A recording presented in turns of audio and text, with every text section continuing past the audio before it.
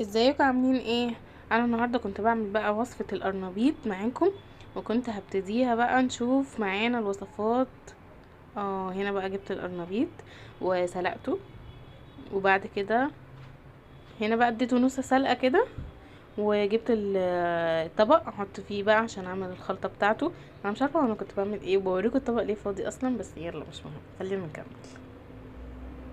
انا هنا بقى جبت البيض، حطيت 4 بيضات بس وكسرتهم اهو زي ما انتم شايفين، وهنا حطيت بقى 4 معالق دقيق، بس هو احتاج معايا دقيق تاني عشان كده انا رجعت زودت تاني بعد الكاميرا. هنا بقى حطيت الميه وبربهم مع بعض كده، وعشان خاطر ان هو لما اجي احطه على البيض ما يكلكعش مني اهو زي ما انتم شايفين معايا في الفيديو. هنا ربيت اهو. هنا بقى حطيت التوابل عارفه كنت متوتره قوي. هنا بقى حطيت الفلفل الاسود والكمون والبهارات. اوكي اهو زي ما انتم شايفين كده في الفيديو. قعدت اقلب اقلب اقلب اقلب قلبي قلبي قلبي قلبي، ايوه كده زي ما انتم شايفين. وحطيت بقى الملح بتاعه زي ما انتم تحبوا، يعني الملح بتاعه حسب الرغبه اهو. قعدت اقلب، وبعد كده بقى رحت نازله بالخليط ده على الايه، على البيض. بوريكم برضو، اكد لكم ان هم 4 بيضات مزودتش اهو زي ما انتم شايفين. انزل بقى بيها الخليط اهو زي ما انتم شايفين كده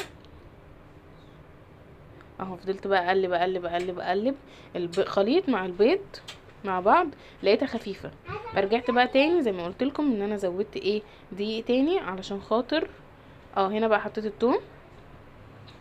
هما كانوا في السمتم بس حطيتهم اوكي. وبعد كده بقى فضلت اقلب اقلب مع بعض بس كنت مستعجله مش عارفه في ايه.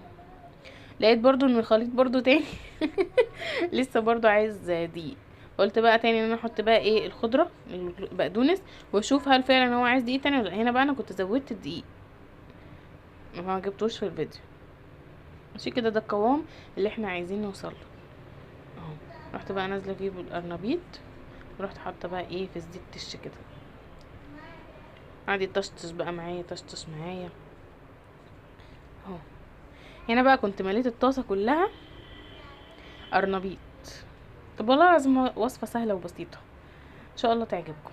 هنا بقى اهو بقلبه اهو زي ما انتم شايفين. طبعا بديله وش على الناحيتين وبعد كده بطلعه اهو. هنا طلعته اهو، بفتحه وبوريه لكم عشان تتاكدوا انه مستوي من جوه، وبدوقه كمان. يا سلام على جماله، والله العظيم كان تحفه. لازم تجربوا الوصفه دي، سهله وبسيطه وعلى قد الايد، وحاجه كده في متناول الجميع.